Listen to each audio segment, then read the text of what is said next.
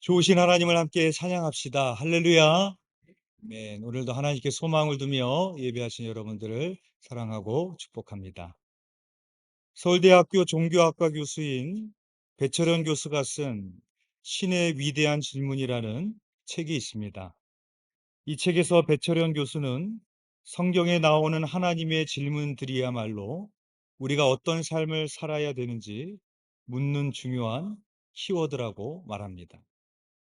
베드로는 주는 그리스도시요 살아계신 하나님의 아들이다라는 위대한 신앙 고백을 했습니다. 이러한 위대한 신앙 고백이 가능할 수 있었던 이유는 주님의 위대한 질문이 있었기 때문입니다.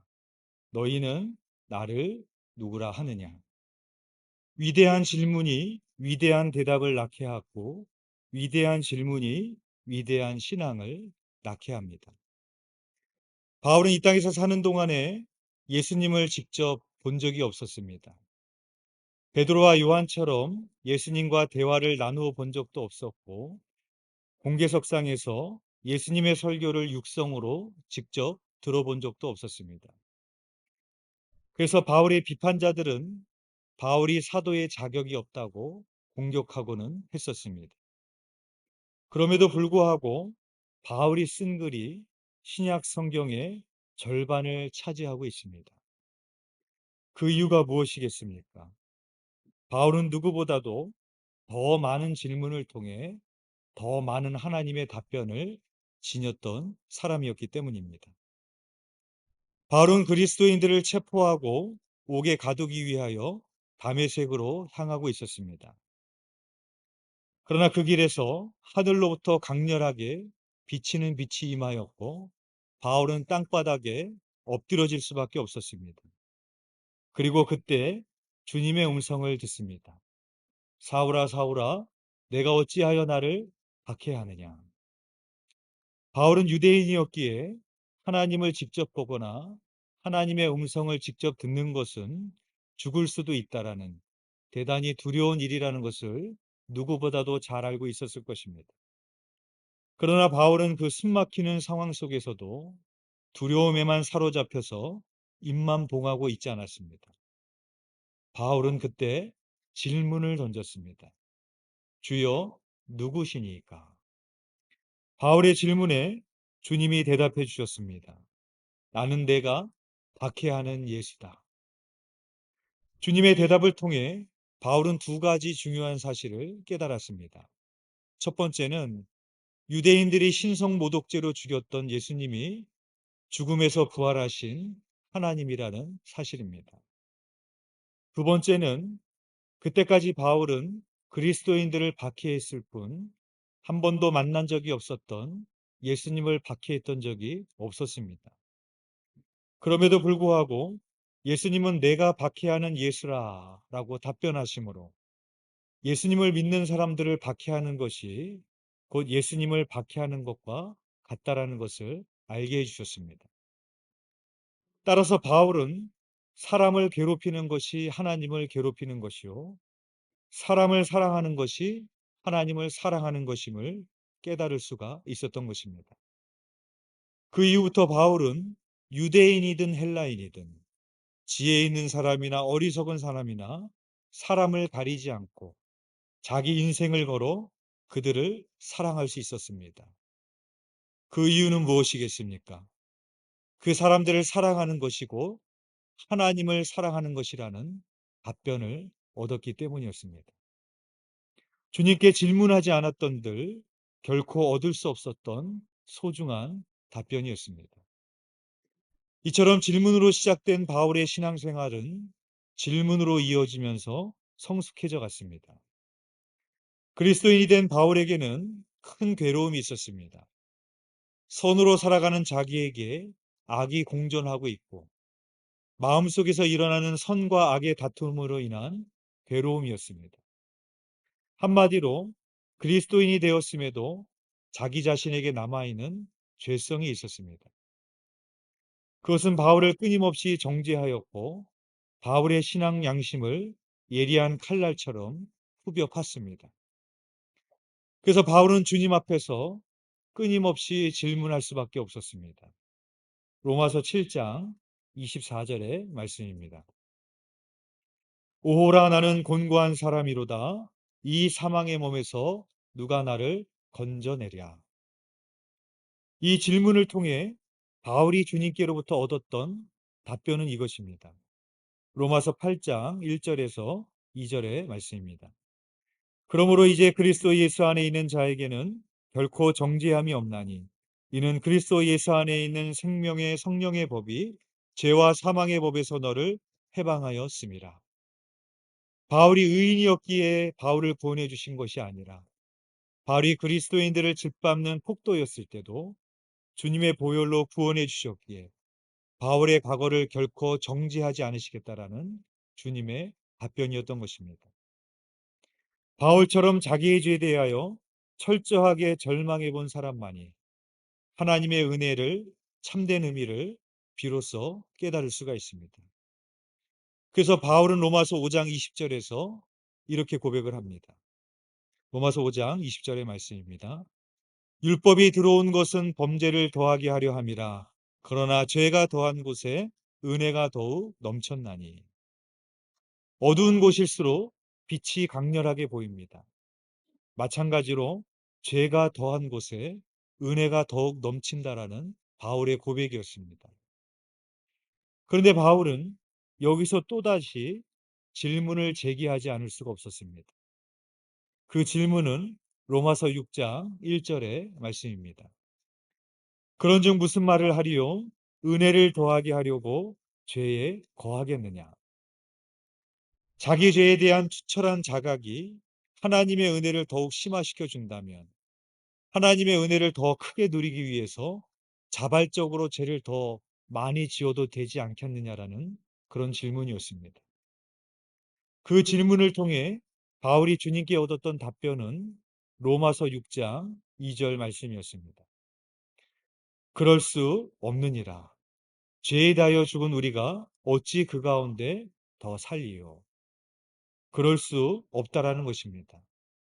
하나님의 은혜를 더하게 하려고 우리가 죄 가운데 거할 수 없다라는 것이죠.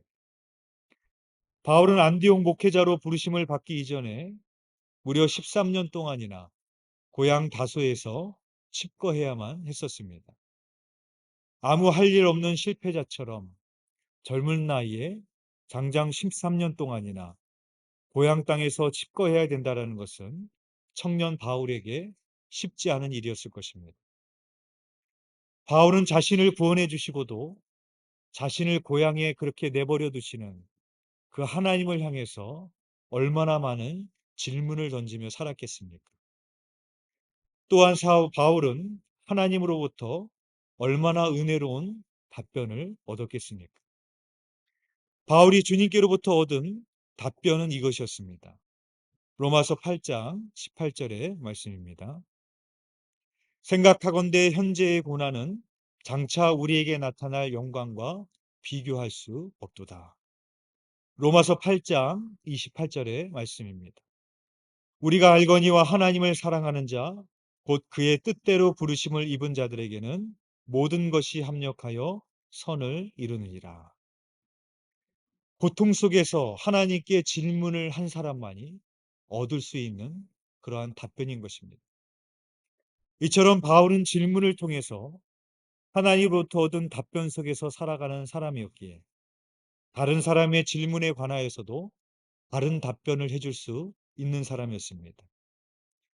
신약 성경의 바울 서신들을 보면 대부분의 내용들이 교회가 가지고 있었던 신앙적 질문에 대해서 바울이 답변해주고 있는 내용입니다.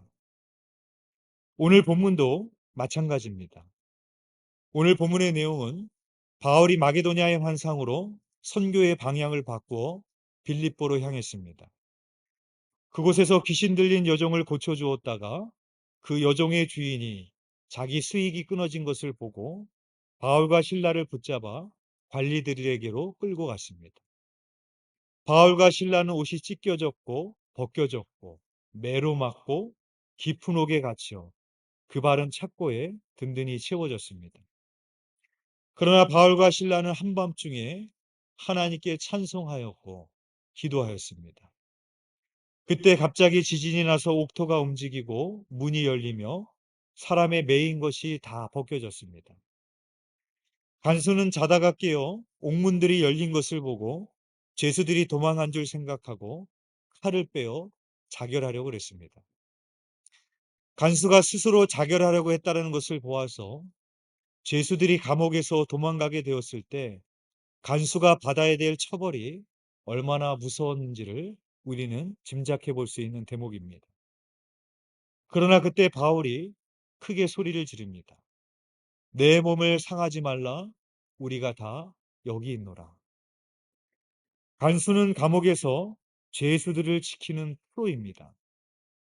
그래서 간수는 죄수들이 감옥에서 어떻게든 벗어날 기회만 있으면, 도망갈 기회만 있으면 도망가려고 하는 사람이라는 것을 누구보다도 더 잘 알고 있는 사람이었습니다. 그런데 옥문이 열리고 매인 것이 다 풀어졌음에도 불구하고 도망가지 않고 감옥에 그대로 앉아 있는 바울과 실라를 보면서 간수는 그 앞에 엎드러질 수밖에 없었던 것입니다. 그때 간수가 바울에게 처음 했던 말입니다. 오늘 보면 사도행전 16장 30절의 말씀입니다. 우리 함께 봉독해 보겠습니다. 시작. 그들을 데리고 나가 이르되 선생들이여 내가 어떻게 하여야 구원을 받으리이까 하거늘. 선생들이여 내가 어떻게 하여야 구원을 얻으리이까. 여기서 선생들에는 퀴리오스라는 단어가 쓰였습니다. 주님이란 뜻입니다. 그런데 퀴리오스가 사람에게 사용될 때는 극존칭의 의미로 사용이 됩니다. 그러니까 간수는 이 바울과 실라를 극존칭으로 올리면서 이렇게 물었던 것이죠. 여러분, 우리가 만일 간수라면, 저와 여러분이 이와 같은 상황이었다면 제일 먼저 여러분이라면 바울에게 무슨 말을 건넸을 것 같으십니까? 만약에 저라면 감사의 인사말을 먼저 건넸을 것 같습니다. 이렇게 저를 위해 생각해주고 도망가지 않고 남아주시다니 참 감사합니다. 그게 아니라면 궁금증을 가지고 자초지종을 물었을 것 같습니다. 아니, 옥문이 열리고 매인 것이 다 벗겨졌는데 왜 도망가지 않으셨습니까? 그것도 아니라면 예의를 갖추어서 정중하게 사과의 말을 건넸을 것입니다. 제가 바울 선생을 알아보지 못하고 무례하게 행했다면 용서해 주십시오. 아마 우리라면 일이 이렇게 우리가 처음 했던 말이 이와 같지 않았겠습니까? 그러나 빌립보 간수는 달랐습니다. 충격과 감동이 교차하는 상황 속에서 바울과 실라에게 그가 제일 먼저 던졌던 말은 질문이었습니다. 내가 어떻게 하여야 구원을 얻으리이까? 헬라어 문법에 맞추어 옮기면 내가 무엇을 하여야 구원을 얻을 수 있습니까? 라는 의미가 됩니다. 이 순간에 이러한 질문을 했다라는 것은 이 간수가 평소에 내가 어떻게 구원을 받을 수 있을까? 그러한 궁극적인 질문을 마음속에 품고 있었던 사람이라는 것을 알 수 있습니다. 육적인 삶을 넘어 영원한 삶이 있다라는 것을 어렴풋이는 알고 있었지만, 그러나 그 영원한 삶을 향한 구원의 길은 몰랐습니다. 왜냐하면 자신의 질문에 답해주는 사람이 없었기 때문이었습니다. 그런데 빌립보의 간수의 그 질문에 하나님께서 답변을 주시기 위해서 동원된 사람이 있었습니다. 그 사람이 바로 사도 바울입니다. 왜 하필이면 바울이었겠습니까? 바울은 누구보다도 하나님께 더 많은 질문을 통해서 누구보다도 더 많은 하나님의 답변을 들었던 사람이었기 때문입니다. 그래서 바울은 이 간수의 질문에 거침없이 대답을 해줍니다. 오늘 보면 사도행전 16장 31절의 말씀입니다. 우리 함께 봉독해 보겠습니다. 시작.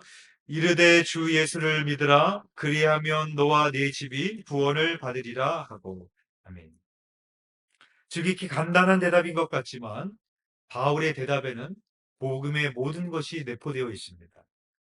먼저 바울은 간수에게 그냥 예수를 믿으라 라고 말한 것이 아니라 주 예수를 믿으라 라고 말했습니다. 조금 전에 간수는 바울과 실라 앞에 엎드려지면서 퀴리오스 선생들이여 하며 바울과 실라를 극존칭으로 올리며 불렀었습니다. 그러나 바울은 무엇을 얘기합니까? 내가 주님이 아니라 예수님이 퀴리오스, 예수님만이 주님이심을 말해주고 있는 것입니다. 노예는 자기 주인을 퀴리오스, 주님이라고 불러야 됐습니다. 노예는 주인이 무엇을 시키는 대로 해야만 했었습니다. 바울은 내가 너의 주님이 아니고 내가 너의 주인이 아니고 그 주님은 예수님 뿐이라는 것입니다. 또한 간수는 바울에게 어떻게 하여야 구원을 받으리까? 라고 질문합니다. 이것을 원문의 의미로 보면 내가 무엇을 하여야 구원을 얻을 수 있습니까? 라는 의미가 됩니다. 그러니까 간수의 생각에는 구원에는 어떤 조건이나 행위나 공로가 따라야 된다라고 생각했던 것입니다. 그러나 바울은 그 간수에게 주 예수를 믿으라 라고 대답해 줍니다. 구원에는 인간의 어떤 행위나 공로가 조건이 될 수 없다는 것입니다. 오직 믿음으로 말미암아 구원에 이를 수 있음을 말해준 것입니다. 또한 간수는 내가 어떻게 하여야 구원을 받으리까? 라고 물었습니다. 즉 간수는 자기 자신의 구원에만 관심을 갖고 있었습니다. 그러나 바울은 이렇게 대답했습니다. 주 예수를 믿으라. 그리하면 너와 내 집이 구원을 받으리라. 우리는 이 말씀을 보면 다소 이해가 안 되는 부분이 있습니다. 마치 패키지처럼 내가 구원을 받으면 우리 가족이 다 구원을 받는 것처럼 바울의 말이 느껴지기 때문에 그렇습니다. 그러나 바울의 이 말은 빌립보 간수가 믿으면 그 가족도 자동적으로 구원을 받는다라는 그런 의미가 아닙니다. 구원은 철저히 개인의 믿음으로 얻습니다. 누구든지 예수 그리스도를 구주로 영접해야만 구원에 이룰 수 있습니다. 다만 바울이 이 말을 하고 있는 이유는 구원의 가능성과 연쇄성에 관련해서 말하고 있는 것입니다. 누군가 예수 그리스도를 구주로 믿는 데 있어서 가장 큰 영향력을 행할 수 있는 사람은 누구겠습니까? 가족입니다. 그 가족 중에 한 사람이 예수 그리스도를 믿게 될 때 그의 가족 중에 누군가가 예수 그리스도를 믿고 구원에 이를 가능성이 가장 크기 때문에 바울은 이와 같이 말했던 것입니다. 특히 현재에 비해 가장의 권위가 절대적이었던 고대 사회에서 빌립보 간수의 믿음이 가족 전체에 영향을 준다는 것은 틀림없는 사실이었기 때문입니다. 그래서 오늘 본문 32절에 보면 주의 말씀을 그 사람과 그 집에 있는 모든 사람에게 전하더라 라고 말하고 있고 33절과 34절에 보면은 그 상황을 이렇게 기록하고 있습니다. 우리 함께 봉독해 보겠습니다. 시작. 그 밤 그 시각에 간수가 그들을 데려다가 그 맞은 자리를 씻어주고 자기와 그 온 가족이 다 세례를 받은 후 그들을 데리고 자기 집에 올라가서 음식을 차려주고 그와 온 집안이 하나님을 믿음으로 크게 기뻐하니라. 아멘. 사도 바울의 말처럼 빌립보 간수가 먼저 주 예수를 믿었을 때 그의 가족이 다 세례를 받고 하나님을 믿음으로 크게 기뻐하였다라고 성경은 기록하고 있습니다. 이것은 비단 고대 사회에서만 해당되는 이야기가 아닙니다. 오늘날 우리들에게도 동일합니다. 우리 가족이 구원을 얻기 위해서는 우리 가족의 구성원 중에 누군가가 주 예수 그리스도를 믿을 때 우리 가족 전체의 구원의 가능성이 높아지기 때문에 그렇습니다. 내가 어떻게 하여야 구원을 받으리까? 이러한 질문이 없었다면 간수는 자기에게 주어진 구원의 기회를 놓치고 말았을 것입니다. 주 예수를 믿으라. 그리하면 너와 네 집이 구원을 받으리라. 바울의 대답이 없었다면 그 한밤중에 자신의 가족들이 함께 세례를 받으며 구원을 얻는 하나님의 자녀가 될 수 없었을 것입니다. 질문하는 사람만 답을 얻을 수 있습니다. 그 질문이 진지한 만큼 진지한 답변을 얻을 수 있는 것입니다. 가난한 집에서 태어났지만 열심히 일해서 수백억 대의 자산가가 된 사람이 있었습니다. 그렇게 성공하기 위해서 얼마나 열심히 일을 했겠습니까? 그런데 그 과정에서 가족들과의 관계가 멀어졌습니다. 그 관계가 회복되지 않아서 나중에는 가족들과 왕래를 하지 않았고 내연녀와 동거를 하게 되었습니다. 그러다가 말기 암에 걸렸습니다. 그러자 왕래하지 않던 가족들이 찾아왔습니다. 왜 찾아왔을까요? 유산을 받기 위해서였습니다. 유산을 받기 위해 찾아온 그 가족들을 보면서 이 남자가 자기 스스로에게 자기의 인생을 돌이키며 질문을 던지지 않을 수 없지 않았겠습니까? 이 세상에 수많은 사람들이 결혼을 하고 자녀를 낳습니다. 그러나 그 많은 부모 중에 자기 자신에게 이런 질문을 던지는 사람은 많지 않습니다. 내가 한 생명을 책임지는 아빠와 엄마가 된다는 것은 어떤 의미일까? 하나님께서 나를 믿으시고 이 순결한 영혼을 나에게 맡겨주시고 크리스찬의 아버지로, 크리스찬의 어머니로 살아가게 하신 것은 어떤 의미일까? 우리가 진지하게 질문을 제기해 보지 않는다면 우리는 그 답변을 얻을 수 없는 것입니다. 그래서 결국 많은 크리스찬들이 세상에서 사람들이 아이를 아무 생각 없이 낳고 아무 생각 없이 아빠와 엄마로 살아가는 것처럼 그렇게 똑같이 살아가게 됩니다. 그렇게 해서야 믿지 않는 세상의 부모와 다를 바가 뭐가 있겠습니까? 바라기는 바울처럼 하나님께 물음으로 하나님께서 주시는 답변으로 우리의 인생을 새롭게 하고 우리 가정의 구원의 씨앗이 되어지는 저와 여러분이 되시기를 주님의 이름으로 축원드립니다. 기도드리겠습니다. 사랑과 은혜가 풍성하신 하나님, 우리는 잠시 잠깐 사는 이 세상 속에서 주님께 묻지 않고 진지하게 고민하지 아니하며 정신없이 그렇게 바쁘게만 살아갑니다. 뒤늦게 우리의 인생을 뒤돌아보며 후회하며 우리는 그때 질문합니다. 하나님 바라고 원하는 것은 우리의 인생이 그와 같이 어리석은 자의 인생이 되지 않게 하여 주시고 주님 앞에 진지하게 물으며 주님이 우리에게 주시는 그 답변의 깨달음으로 인하여 성숙하고 존귀한 인생을 살아가는 저희들이 되게 하여 주옵소서.